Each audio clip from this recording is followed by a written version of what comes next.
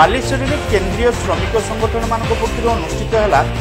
2024 साधारण निर्वाचन में श्रमजीवी मान भूमिका और भविष्य शीर्षक साधारण सभा। केंद्रीय श्रमिक संगठन आईएनटीयूसी, एआईटीयूसी और सीआईटीयू आह्वान क्रमे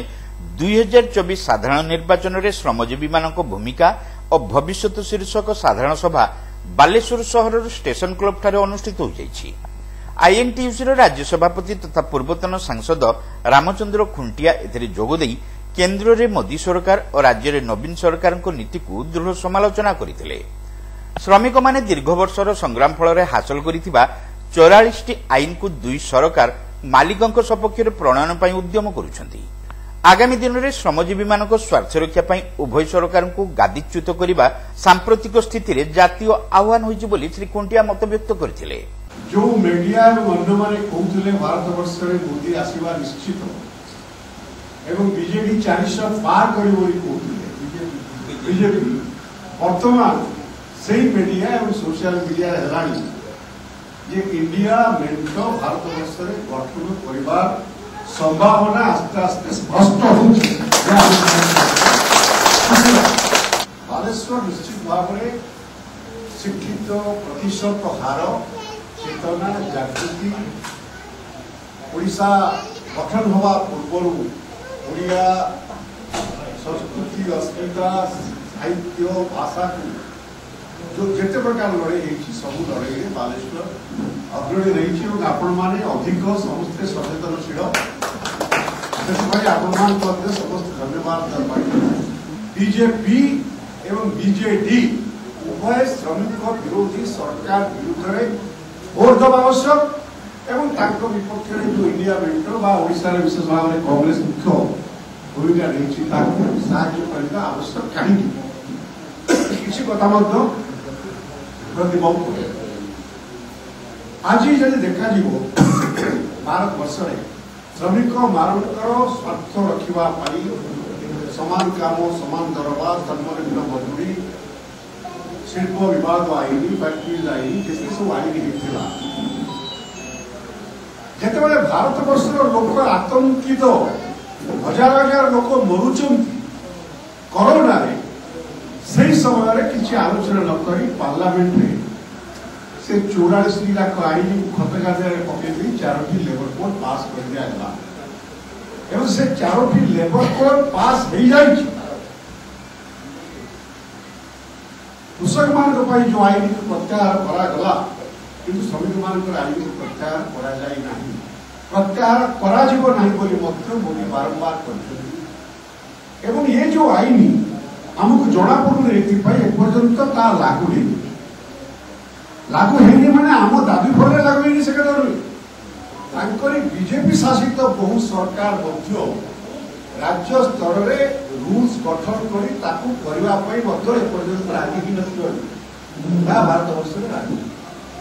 एवं 2024 निर्वाचन में जब बीजेपी सरकार आसे तुरंत से आईन की कार्यकारी कर जो आईन कार्यकारी हेले श्रमिक कर्मचारी मान जो अधिकार अच्छी से अधिकार हनन हम किसी अधिकार रही। एही सभारे टीयूएसीसी अध्यक्ष तथा पूर्वतन विधायक प्रदीप्त पंडा अध्यक्षता करने सहित कार्यक्रम आभिमुख्य संपर्क में आलोचना करथिले।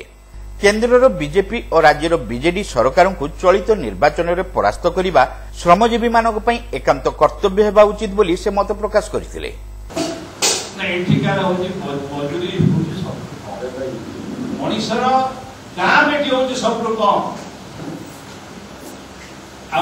मोदी जो कथा कहना बार्गेनिंग कैपेसिटी ना वर्कर मान बार्गेनिंग कैपेसिटी नहीं मुंचाल करिवार जो अधिकार हम पाइले कलेक्टिव बार्गेनिंग गोटे पटर मालिक बसिबो गोटे पटर वर्कर बसिबे आईन थिला से आईन को बेसी न केवल गोटे कथा संविधान में थिला जे हम गोटे जनम राष्ट्र दुईटा कथा आम राष्ट्र नीति निर्धारण 38 और 39 ये देशर संपत्ति के कौन सी व्यक्ति के दिया जापर ना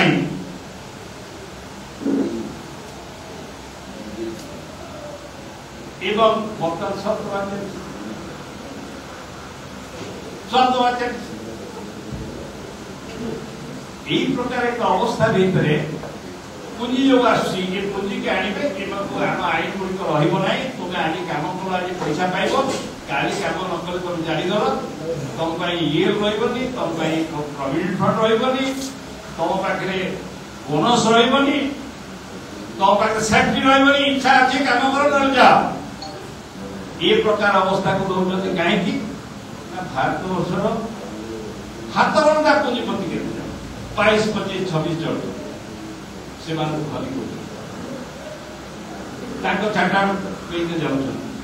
देश जंगल आईन को बदल कर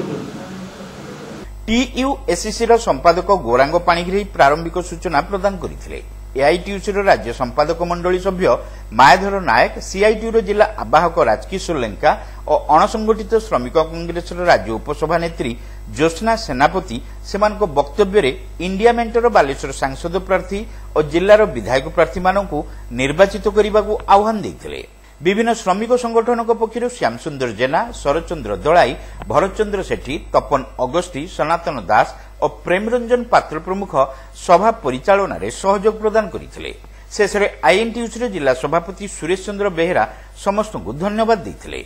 विभिन्न श्रमिक संगठन प्रतिनिधि और सहर बहु वरिष्ठ व्यक्ति एथिरे उपस्थित थिले।